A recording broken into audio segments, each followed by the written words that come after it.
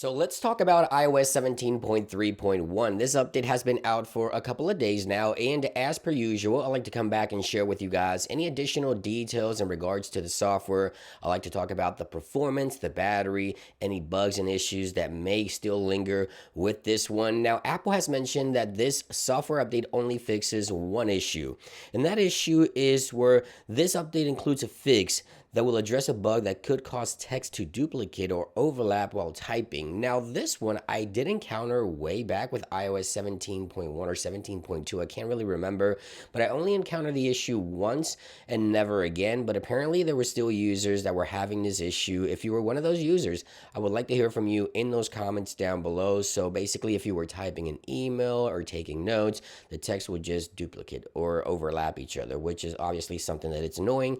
And I'm happy that Apple has taken the initiative to address this issue with iOS 17.3.1.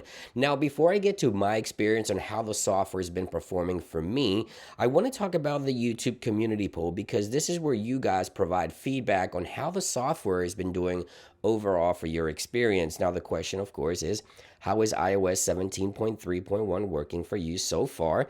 Now, right here, right now, we have 1,700 votes, and out of those votes, 52% of you guys are having a great experience with this update, which is good to see.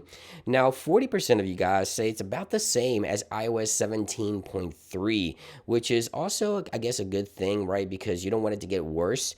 And an 8% say that it's just not good at all. Now, looking at some of the comments that you guys have provided here in the YouTube community poll, I've noticed that some of you guys continue to have battery drainage issues. So, I mean, some of you guys say the battery is good. Some of you guys say the battery is terrible. When you comment on these YouTube community polls, I will appreciate it if you also express or share with us which device you're using where the battery is either good or bad. So right now, their battery drained quickly again. So that's one of the comments there, one of the top comments.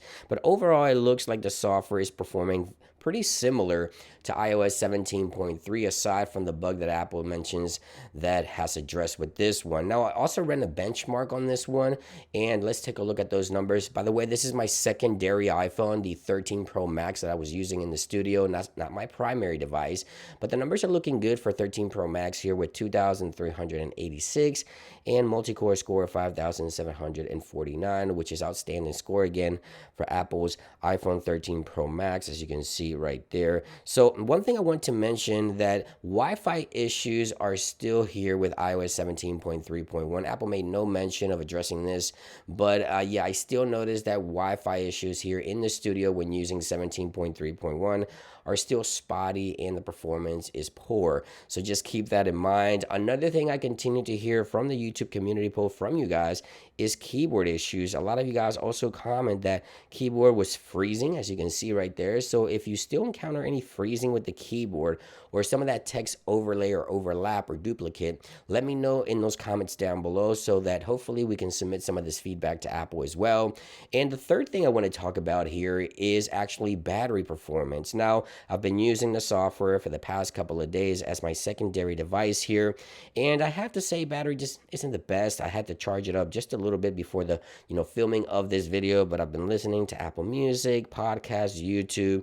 It gets through the day, but it struggles to get through the day. So I want to say that battery is basically similar as iOS 17.3 in my opinion, or close to similar. So if you were having issues there, you'll most likely have issues with iOS 17.3.1 in terms of battery. Now, overall, I have to say that with iOS 17.4 beta, which is running on my primary device here, the 15 Pro Max, a lot of these issues appear to be resolved in terms of performance for Wi-Fi, the cell service performance. A lot of these keyboard issues have been addressed. I haven't encountered too many issues with 17.4, the latest beta, so fingers crossed, hopefully this translates over to the official final release of this major software update, which is expected by mid to early March. And yeah, that's basically it. That's everything I wanted to share with you guys in regards to iOS 17.3.1. Let me know in those comments down below if you're still encountering any issues, what those issues may be, and which device. Thank you for watching, and I'll see you guys on the next one. Peace.